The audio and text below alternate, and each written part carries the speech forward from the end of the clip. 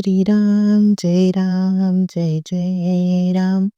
श्री सद्गुरु ब्रह्मचैतन्य गोंदवलेकर महाराजांचे प्रवचन.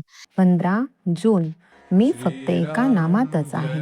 मनुष्य कितीही मोठा असला, उत्तम पुराण आणि प्रवचन सांगणारा जरी असला, तरी तो जर नामात राहत नसेल किंवा त्याच्या संगतीत परमेश्वराचे प्रेम लागत नसेल, तर तो कदापिही संत म्हणून समजला जाणार नाही.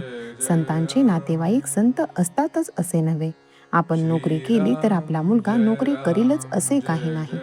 तसेच जो भगवंताचा आहे त्याचा मुलगा भगवंताचा असेलच असे नाही.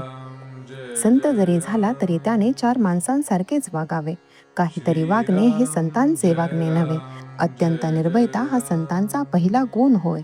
कारण सर्व ठिकाणी मीच आहे ही भावना झाल्यावर भयाचे कारणच उरत नाही. साधूच्या अंतःकरणामध्ये भयाचा संकल्प नसल्यामुळे वाघ, सिंह, साप त्याला त्रास देत नाहीत. अगदी जंगली वाघाकडे देखील निर्भयतेने नजरानजर केली तर तो अंगावर येत नाही. शिवाय साधूंच्या शुद्ध अंतःकरणाचाही त्याच्यावर परिणाम होतो. अशा रीतीने संतांच्या अंतःकरणाची प्राणीमात्रांना सुद्धा जाणीव असते. अशा संतांचा सहवास मिळणे ही फार भाग्याची गोष्ट आहे. परमेश्वराचे प्रेम लागणे किंवा सतत मुखात नाम येणे हेच संतांच्या संगतीत राहून साधायचे असते. संतांची अखंड संगत नामानेच ठेवता येईल. जिथे नाम आहे तिथे संतांचा सहवास आहे. तुकाराम महाराजांसारखे संत सुद्धा देवापाशी मागताना तुझा विसर न पडावा हेच मागतात. तसेच रामदास स्वामी देवाला म्हणतात, तुझा योग म्हणजे तुझा सहवास मला नित्य घडू दे. योग असणे म्हणजे दुसरे काही नसून मन जेव्हा अनुसंधानापासून अलिप्त होऊन इतर विचारात भरकटते तेव्हा त्याला आवरून परत अनुसंधानात लावणे हीच योग शक्ती. हुकूम कितीही कडक असे नका, परंतु त्याच्या खाली जर सही नसेल तर त्या हुकमाला महत्त्व नाही. साहेबाच्या सहीच्या कागदाला महत्त्व आहे. नाम हे सर्व साधनात सहीसारखे आहे. एका मुलाला अत्यंत राग येत असे. रागाच्या भरात तो आपले डोके आपटून घेई.